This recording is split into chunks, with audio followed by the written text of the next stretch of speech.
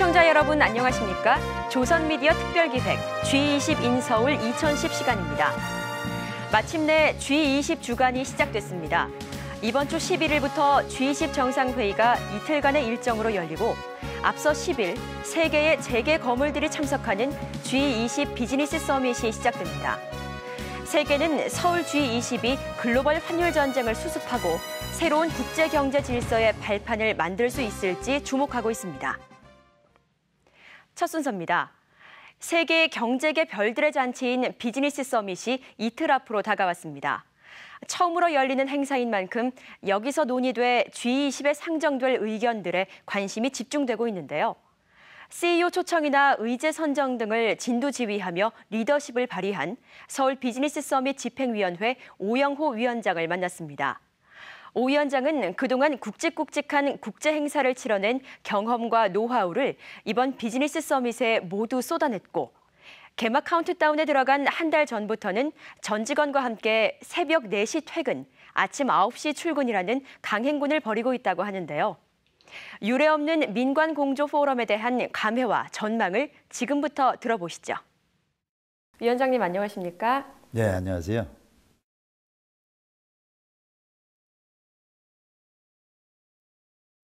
지난 상하이 엑스포에서도 위원장님의 역할이 지대했다, 컸다는 평이 있는데요. 이렇게 상하이 엑스포 그리고 지금의 비즈니스 서밋까지 참 굵직굵직한 국제 행사를 치르시면서 소회도 좀 남다르실 것 같아요. 그 상해 엑스포의 경우에는 그때 시작했을 때가 이 글로벌 금융위기 막 시작할 때라서 우리 기업들이 거기에 참여할 엄두를 못 냈어요. 그랬는데 기업들이 이제 잘 호응을 해 주셔서 중국 시장에 진출하는데 이게 직접적으로 큰 도움이 됐다는 데에서 의미를 찾을 수 있을 것 같아요. 이거는 대규모의 사전에 철저하게 이제 이 기획을 해갖고 이제 쭉 진행된 거였습니다. 근데 이게 처음 하다가 보니까 우선 이 CEO들을 모시는데 아주 어려운 점이 많았습니다. 이제 끝까지 가봐야 되겠습니다만은 세계 정상급의 CEO 120여 명, 120분입니다. 정확하게 120분이 이렇게 모여가지고 회의를 한다는 그 점 자체만 가지고라도 어느 정도 절반의 성공이라 할까요? 하여간 어느 정도 성공을 거두고 있다 이렇게 생각이 듭니다. 한국에서 이 세계 정상 20여 명이 모여서 회의를 하는 것은 앞으로도 가능한 일이겠지만 세계적인 CEO 120명이 한 곳에 모여서 비즈니스 서밋을 여는 것은 참 어렵고 또 그만큼 가치 있는 일일 것이다라는 평이 있는데 이것에 대해서는 어떻게 생각하십니까? 이 세계 정상급 CEO들을 어떻게 하면 참여시킬 수 있느냐, 그게 제일 중요한 거였어요. 의미 면에서는 이제 경제 위기가 이제 어느 정도 지나가면서 이제 성장이라는 아이템이 중요했고 그 성장은 정부 주도로 하기에는 이제 한계에 이르렀다. 그렇기 때문에 이제는 이 민간 부분, 기업의 몫이 이제 중요한 때다 해서 그 시점 면에서 이 CEO들한테 충분히 설득력이 있었다. 비즈니스 서밋의 경제 지표에 대한 얘기를 또 빼놓지 않을 수 없을 것 같습니다. 이 당장 세계 기업들과 국내 기업들 간의 만남을 통해서 일단 국내 기업들이 얻는 효과가 크겠죠. 세계에서 전체적으로 정상들, 정부 관계자들, 행사 관계자들, 또 이 언론인들 뭐 이렇게 하면은 전부 2만 명 정도가 오게 됩니다. 그래서 2만 명 정도가 일일 3,000불씩 쓴다고 했을 때 저희가 추산을 해보니까 969억 원의 저희 이 소위 수입이 발생을 합니다. 이렇게 해가지고 전체적으로 31조 정도의 경제적인 효과가 있는 걸로 이 추산을 하고 있고요. 그래서 지금 현재 이 21개 기업에서 저희 비즈니스 서밋 조직위원회에 비즈니스 미팅 주선을 요청한 것이 72건이 됩니다. 이게 매일매일 늘어나고 있어요. 그래서 저희가 추산하고 있는 것보다는 훨씬 더 많은 건수의 이 새로운 비즈니스 창출할 수 있는 그런 기회가 만들어진다고 저는 생각을 합니다. 비즈니스 서밋이 아직 정례화된 것은 아니지만 정례화됐을 경우에 또 우리가 얻는 효과도 클 것 같습니다. 어떻습니까? 최근에 프랑스의 경제인 협회 관계자들이 저희를 찾아왔어요. 찾아온 이유는 내년도에 비즈니스 서밋을 똑같이 하려고 그러는데 어떻게 초청을 했고 의제는 어떻게 만들었고 뭐 이런 거를 쭉 물어보더라고요. 그래서 설명을 해주면서 이거는 지적재산권에 관한 문제인데 이게 공짜로 좀 곤란한 거 아니냐 이런 농담도 했습니다마는 이 다음 이 주최국인 프랑스에서도 그런 것이 상당히 구체화되고 있고 그 다음 개최국인 멕시코에서도 이것이 이제 받아질 가능성이 있어서 그렇다 그러면 이것이야말로 이 코리아 이니셔티브가 되지 않겠느냐 이렇게 봅니다. 예, 물론 그분들이 참석을 하셨으면 더 좋았죠. 언론의 관심도 그렇고 국민의 관심도 더 커졌을 겁니다만은 전 세계 업종별로 봤을 때 22개 업체가 베스트 탑입니다. 그래서 IT는 물론이고 다른 제조, 금융, 에너지 아주 다양한 업종이 유통도 있고 해운도 있고 막 그렇습니다. 아주 다양한 업종이 고루고루 이렇게 참석을 하게 됐고 또 G20에 속하지 않는 전체 120명 중에서 25명이 참석을 하세요. 이런 식으로 해서 우리 회의 취지에도 맞고 앞으로 달성하고자 하는 목표에도 맞고 그런 면에서 아주 균형이 잡힌 거 아니냐 이렇게 생각합니다. 제일 중요한 것은 이런 세계 정상급의 CEO들이 얼만큼 열성적으로 참여하느냐 그게 이제 성공의 관건인 것 같아요.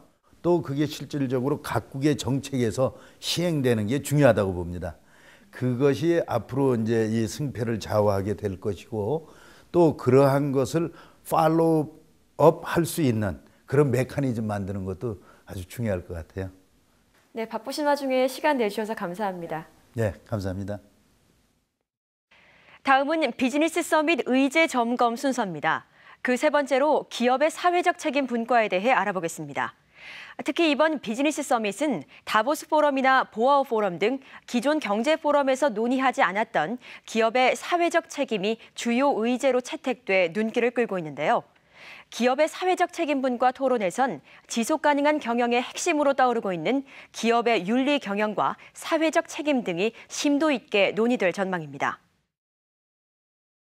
성장 중심의 의제를 주로 다뤘던 기존 경제회의와 달리 이번 비즈니스 서밋에서는 기업의 사회적 책임이 주요 의제에 포함됐습니다. 기업의 최고 목표가 이윤 창출에 있다는 말이 더 이상 통하지 않으며 이 같은 시대의 흐름을 읽지 못하는 기업은 미래 경쟁에서 도태될 수밖에 없다는 것입니다. 서울 비즈니스 서밋 기업의 사회적 책임 분과에서는 조셉 썬더스 비자 회장과 크리스 고팔라크리슈난 인포시스 회장, 야스치카 하세가와 다케다 제약 회장, 신시아 캐럴 앵글로 아메리칸 회장이 각각 소분과 의장으로 배정돼 혁신을 통한 생산성 향상과 청년 실업, 개도국 의료 확대 등에 대한 토론을 진행할 예정입니다. 특히 글로벌 CEO들은 기업의 사회적 책임으로 금융위기 이후 청년 실업 문제에 주목하고 있습니다. 금융위기 전후로 스페인의 청년 실업률은 2배 이상 상승했으며 미국과 일본, 한국 등 세계 주요 국가들은 청년 실업 문제에 봉착해 있습니다. 이 소분과 의장을 맡은 크리스 고팔라크리슈난 인포시스 회장은 인도 IT 인재의 양성소로 불리는 마이소르 연수원의 현황을 설명하며 청년 실업 해법을 제시할 예정입니다. 국내에서는 신동빈 롯데그룹 부회장과 신창재 교보생명 회장이 청년 실업 소분과 토론에 참여합니다. 저희 그룹은 좀 더 구체적인 그러한 안을 마련을 하고 있고요. 그러한 유발 개수가 큰 유통이나 아니면 관광 사업에 투자를 해야 된다고. 개도국 의료 확대라는 주제도 다뤄집니다. 앵글로 아메리칸 신시아 캐롤 회장은 아프리카에서 많은 인력을 고용하고 있는 업종 특성상 개도국 의료 문제에 관한 대안을 내놓을 예정입니다. 이 소분과 토론에 참여하는 박용현 두산그룹 회장은 한국이 원조를 받는 국가에서 원조를 주는 국가가 된 경험을 바탕으로 한국의 개도국 발전에 있어 가교 역할을 제시할 계획입니다. 개도국의 경제 성장에 있어서 인프라 구축, 그 인재 육성 등이 동반돼야 한다는 점을 강조하고 이에 대한 국제사회의 지속적인 관심과 체계적인 지원, 특히 민관 파트너십의 중요성을 제기할 예정입니다. 한편 비즈니스 서밋에 앞서 지난 1일 국제표준화기구가 기업의 사회적 책임에 관한 국제표준인 ISO 26000을 발표해 비즈니스 서밋에서 이에 대한 구체적인 논의가 이뤄질지 세계 경제계의 이목이 집중되고 있습니다. 기업의 사회적 책임을 논의한다라고 하는 것은 국가 간의 어떤 기업 활동에 있어서 사회적 책임이 굉장히 중요한 기업의 어떤 평가 툴로서 작용할 수 있다. 그 흐름 자체가 지금 ISO 26000이라는 사회적 책임의 표준안과도 분명히 긴밀히 연결될 가능성이 높습니다. 예를 들어 환경 규제를 위반한 기업이나 노동 착취 등 인권 유린 업체들에 대해 국가 간 거래에서 제약이 주어질 수 있다는 것입니다. 서울 비즈니스 서밋은 성장 중심의 경제 이슈보다 착한 기업이 돈을 버는 홍보 자본주의를 논의한다는 점에서 새로운 경제 질서를 마련하는 시험대가 될 전망입니다.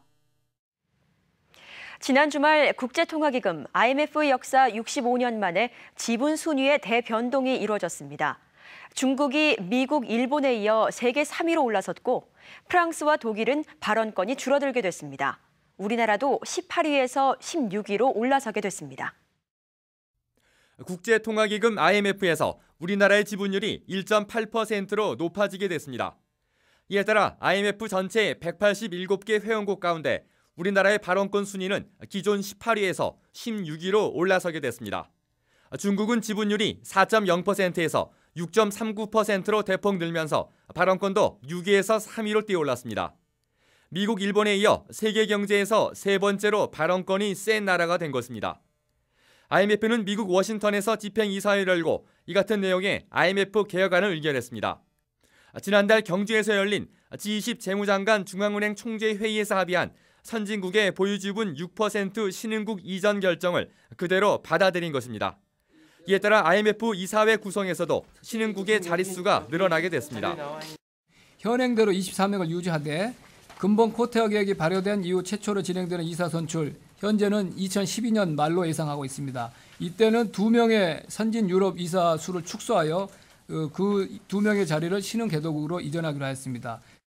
인도와 브라질도 각각 지분율 순위가 상승해 발언권 순위 10위 안에 포함됐습니다. 반면 독일과 프랑스 등 유럽 선진국은 순위가 하락했고 캐나다는 10위권 밖으로 밀려나 세계 경제 판도에 급변을 실감케 하고 있습니다.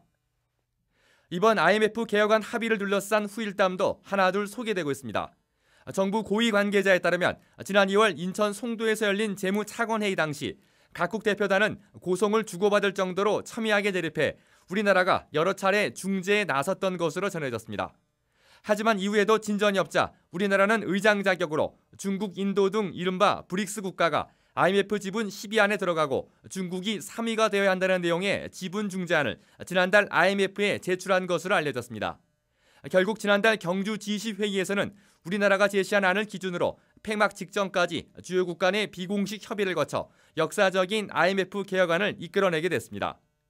한편 이명박 대통령도 IMF 지분 개혁은 반드시 경주에서 마무리 짓고 서울 정상회의는 축제의 자리로 만들자며 수개월 전부터 주요국 접촉을 직접 지시하는 등 구체적인 IMF 개혁안 합의를 위해 적극적으로 참여했던 것으로 전해졌습니다.